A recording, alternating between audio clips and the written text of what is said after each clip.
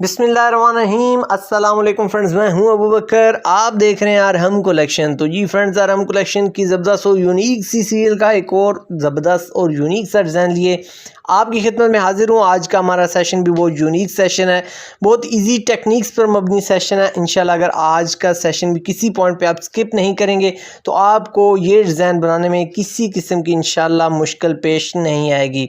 तो फ्रेंड्स, बढ़ते हैं आज के ज़बरदस्त और यूनिक से सेशन की तरफ। तो सबसे पहले आपको बताता चलूँ, हमने यहाँ पे अपने फैब्रिक से रिलेटेड दो एंकर के थ्रेड सेलेक्ट किए हैं। वाइट और ब्लैक का कॉम्बिनेशन है। हमने अपनी पट्टियाँ पेस्ट कर दी हैं अपने फैब्रिक पे। फ्रंट पट्टी को हमने नीचे से टेपर कर दिया, तिरछा कर दिया। 1.25 इंच यहाँ हमने पट्टी की विड्थ ली है और कफ हमने यहाँ पे आप देख सकते हैं 3 इंच के राउंड अबाउट है।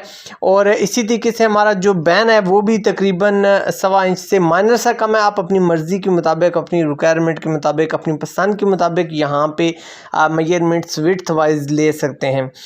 यहाँ पे हमने सबसे पहले ब्लैक थ्रेड को खोल लेना है और खोलने के बाद हमने अच्छे तरीके से इसको टाइट हाथ से अपनी बबन में फिल करना है। उसकी रीज़न ये है कि क्योंकि ये विड्थ वाइज थोड़ा सा हेल्दी होता है, मोटा होता है, तो इसको थोड़ा सा टाइट करके ही आप फिल करेंगे तो आपकी जो लेंथ है वो पूरी होंगी स्टिचेस की। तो यहाँ पे आप देख सकते हैं ऊपर हमने रेशमी थ्रेड यूज़ किया है, सिर्फ हमने अपनी टाइमिंग को बराबर करने के लिए। अपने एंकर के थ्रेड पे अपनी मशीन को सेट कर लिया है। आप टेंशन से अपनी मशीन को सेट कर सकते हैं। जो थ्रेड है वो हमने फुल किया हुआ है। टांके की जो विड्थ है हमने सबसे बड़ा साइज़ किया हुआ है, यहाँ पे आप देख सकते हैं। टांके को अच्छी तरीके से जांचने के बाद हमने अपनी पट्टी पे इसको फाइनली रन कर देना है। बिल्कुल कॉर्नर पे, एज पे जाके आपकी सिलाई लगनी चाहिए। ये चीज़ आपने बहुत डीपली समझनी है कि आपकी जितनी सिलाई एज पे जाके लगेगी इतना ही आपका जो डिज़ाइन है वो बनाने में आपको आसानी होगी। यहाँ पे आप देख सकते हैं अल्हम्दुलिल्लाह हमारी सिलाई लग चुकी है और इसकी जो फिनिशिंग है वो आप देख सकते हैं। कॉर्नर पे मैंने टारगेट किया है, आपने भी इसी तरीके से कॉर्नर पे ही अपनी सिलाई को लगाना है। यहाँ पे आप देख सकते हैं कि हम बैन को मिडल से स्टार्ट कर रहे हैं। उसकी रीज़न ये है कि अगर आप मिडल से स्टार्ट करेंगे तो मिडल में ही जोड़ डाल जाएगा, जो कि आपके बैन के बैक साइड पे चला जाएगा। उसको आप अच्छी तरीके से गिरा करके यहाँ से कट कर सकते हैं। एक से साइड से अगर आप स्टार्ट करेंगे तो जब बैन आप लगाएंगे तो फिनिशिंग लाना थोड़ी सी प्रॉब्लम हो जाती है, ख़ास तौर पर बिगनर लेवल के बंदे के लिए। तो इसलिए हमारी कोशिश होती है कि आसान टेक्निक ही आपके साथ शेयर की जाए। अगर आप कॉर्नर से शुरू करना चाहते हैं और आपको अपने काम पे अबूर है तो आप बेशक कॉर्नर से भी स्टार्ट कर सकते हैं। यहाँ पे आप देख सकते हैं कॉर्नर से ही हमने अपने कफ को भी स्टार्ट किया और कफ कॉर्नर से स्टार्ट करने का ये मंतक थी कि आपको भी समझ आ सके कि इसमें क्या डिफरेंस बनता है। इंशाल्लाह फाइनली आगे जाके आपको दिखाऊंगा कि कॉर्नर से स्टार्ट करने के क्या प्रॉब्लम्स होते हैं। अब यहाँ पे आपने देख लेना है एक एक यानी दो दो का आपने पेयर यहाँ पे काउंट कर लेना है। तो यहाँ पे आप देख सकते हैं दो दो के पेयर काउंट करते हुए नीचे से ऊपर लाते हुए मैंने यहाँ पे अपना निशान लगा लिया। वहाँ से अब हमने अपने वाइट थ्रेड को अपनी बड़ी सुई के अंदर डालने के बाद एंकर के थ्रेड को हमने यहाँ से स्टार्ट करना है। एक पॉइंट जो है वो आपने सिलाई का छोड़ देना है, यानी कि एक आपने स्टिच छोड़ना है, एक स्टिच छोड़ के आपने अपनी फिलिंग स्टार्ट करनी है यहाँ पे। तो आज का डिज़ाइन इंशाल्लाह कम वक्त में बनेगा क्योंकि हाँ हमारे जो स्टिचेस हैं वो बड़े हैं और बड़े स्टिचेस ज़्यादा लॉन्ग जो है वो उसमें हम टाइम को बचा सकते हैं। लॉन्ग स्टिचेस होते हैं तो इसलिए आपका टाइम बच सकता है। एक चीज़ यहाँ पे आपको समझाता चलूँ कि आपने अपने हाथ का जो दबाव है वो एक जैसा रखना है। बहुत ज़्यादा लूज़ भी नहीं होना चाहिए और बहुत ज़्यादा खिंचा हुआ भी नहीं होना चाहिए। यहाँ पे आप देख सकते हैं अगर आप यहाँ से काउंट ना करके आए होते तो आपका जो थ्रेड है वो परफेक्ट ना आता यहाँ पे। तो यहाँ पे आपने इसी तरीके से इसको जो कॉर्नर्स हैं उनको आपने क्लियर कर लेना है। कॉर्नर्स को क्लियर करने के बाद फिर आपकी वो ही रूटीन कि आपने एक स्टिच को छोड़ के, वैसे तो हमारा जो यहाँ पे तिकोनी शेप है उसको भी हमने एक स्टेप छोड़ के ही फिल किया, लेकिन अगर आप इसको काउंट करके जब आएंगे तो इंशाल्लाह आपके लिए आसानी होगी।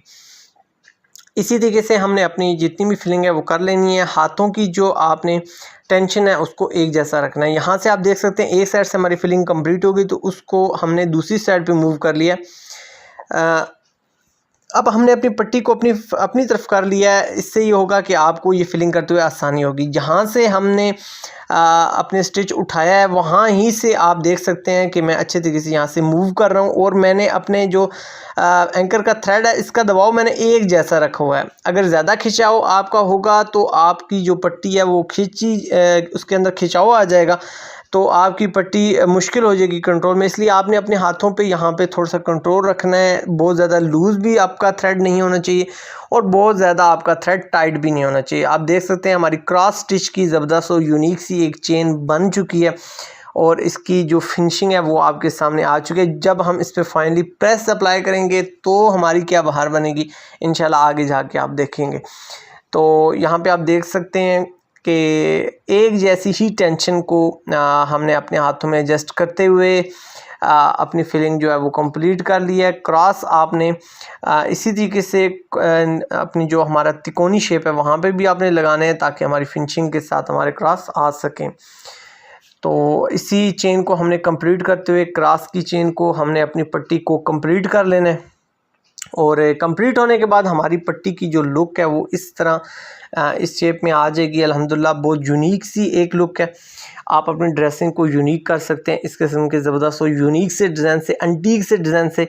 और आप देख सकते हैं कि हमारा कफ भी कितना ज़बरदस्त और एक जानदार सी इसकी शेप, यूनिक सी शेप आपके सामने आ चुकी है। इसी तरीके से पट्टी हमारी कट लगने के बाद इसकी जो लुक है वो अल्हम्दुलिल्लाह आपके सामने आ चुकी है। इसी तरीके से आप बैन को भी देख सकते हैं। बैन में भी फिलिंग राउंड करते हुए आपने टेंशन नहीं लेनी। इसी तरीके से आप फिलिंग करेंगे तो आपकी राउंड शेप भी ज़बरदस्त तरीके से आ जाएगी। अब आपने इसको अटैच करते हुए हमारा जो डिज़ाइन है इसकी अंदर की तरफ आपने सिलाई लगानी है और बिल्कुल जड़ में जाके सिलाई लगानी है, जो कि लास्ट में वीडियो में मैंने आपको डीपली बताया था। होप सो आपको आज की हमारी काविश भी पसंद आई होगी। अगर इस पट्टी को, इस बैन को लगाने में मुश्किल आती है तो हमारे जो एंड स्क्रीन बटन में वीडियो आ रही है आप इसको वॉच करके भी इसको सीख सकते हैं। लास्ट हमारी वीडियो जो सेकंड लास्ट है उसको भी देख के आप अपनी इस पट्टी को लगा सकते हैं। अपनी ज़िंदगी से जुड़े अपने पैरों का बहुत ज़्यादा ख्याल रखिएगा। आपसे मुलाकात होगी नेक्स्ट वीडियो में। जब तक के लिए सोने रब दे हवाले।